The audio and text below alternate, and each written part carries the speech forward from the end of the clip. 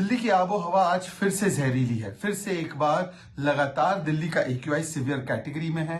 फिर से एक बार दिल्ली का AQI कहीं 500, कहीं 600, कहीं 700 पार हो चुका है और कहीं पर तो 999 तक जा रहा है। उसके आगे तो मीटर बढ़ता भी नहीं है। दिल्ली का AQI जो है वो 5 सालों में सबसे खराब स्थिति में आ पहुंचा है। ये इसलिए हुआ है, दिल्ली आज गैस चेंबर इसलिए बनी है क्योंकि अरविंद केजरीवाल और आम आदमी पार्टी ने पिछले 8-9 वर्षों में केवल प्रदूषित राजनीति की है, दोषारोपण की राजनीति की है। सत्ता में आने से पहले पंजाब में दिल्ली के मुख्यमंत्री अरविंद केजरीवाल कहते थे कि दिल्ली की प्रदूषण का मुख्य कारण पंजाब में जलने वाली पराली है।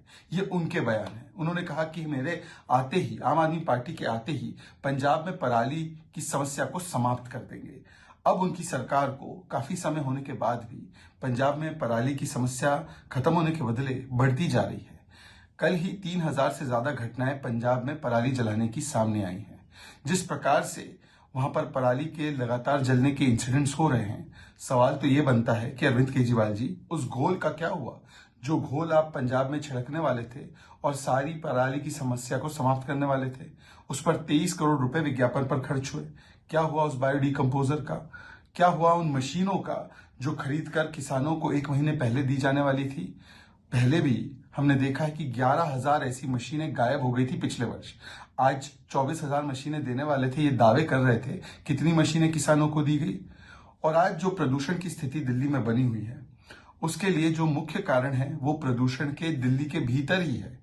रोड डस्ट जो लगातार बढ़ता जा रहा है, उसको कर्व करने के लिए आज अरविंद केजरीवाल जी ने वैक्यूम क्लीनिंग करवाई, सड़कों की स्वीपिंग करवाई, मैकेनाइज स्वीपिंग करवाई।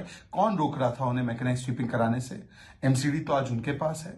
जो दिल्ली में व्हीक्यूलर पोल्यूशन लगातार बढ़ता जा रहा है, उसको कर्व करने के लिए क्या अरविंद केजरीवाल ने 11,000 DTC बसेस खरीदी? कौन रोक रहा था उन्हें? भ्रष्टाचार कर दिया उसमें।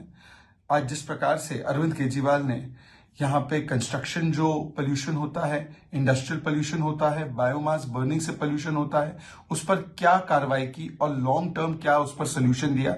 कोई उसका जवाब नहीं है। केवल दोष लगाना, कभी उत्तर प्रदेश पर दोष लगाना, कभी हरियाणा पर दोष लगाना, जबकि उन्होंने स्टबल बर्निंग की घटनाएं 30, 40, 45% कम की है। कभी दिवाली और फटाकों पर दोष डाल देना, कभी केंद्र पर दोष डाल देना, उस केंद्र पर, उस सेंटर पर जिसने ईस्टर्न वेस्टर्न पेरिफेरल एक्सप्रेसवे दिया है, जिसने मेट्रो दी है, उन पर दोष डालना, पर अपनी जिम्मेदारी से हाथ धो देना। आज सवाल सिर्फ इतना बनता है कि यदि पंजाब में 3000 से ज्यादा घटनाएं पंजाब में पराली जलाने की हो रही है, मतलब कि आम आदमी पार्टी की सरकार पराली मैनेजमेंट में पूरी तरह से फेल हो चुकी है। और जो आम आदमी पार्टी की सरकार यहां पर बड़े बड़े दावे कर रही थी, स्मोक टावर बंद है, 8 महीनों से बंद है, 23 करोड़ रुपए खर्च हुए। जब स्मोक टावर के बारे में बताया गया तब उनकी नींद खुली। जो रियल टाइम मॉनिटरिंग होने वाला था, जिससे कि सोर्स ऑफ पोल्यूशन पता चलेगा, वो सेंटर भी बंद है। अब बताते हैं कि उनके पास डेटा ही नहीं बताने के लिए कि कहां से प्रदूषण आ रहा है और कैसे प्रदूषित हो रहा है। परंतु दोष डालने के लिए कभी उत्तर प्रदेश, कभी हरियाणा, कभी केंद्र, इन सब पर दोष डालना है, अपनी जिम्मेदारी से भागना है। यही अरविंद केजरीवाल की सियासत है, प्रदूषित सियासत है। Stay with the Times of India for news breaks, analysis, interviews and events. We bring you stories from your neighborhood and from across the globe as well. Subscribe to our YouTube channel.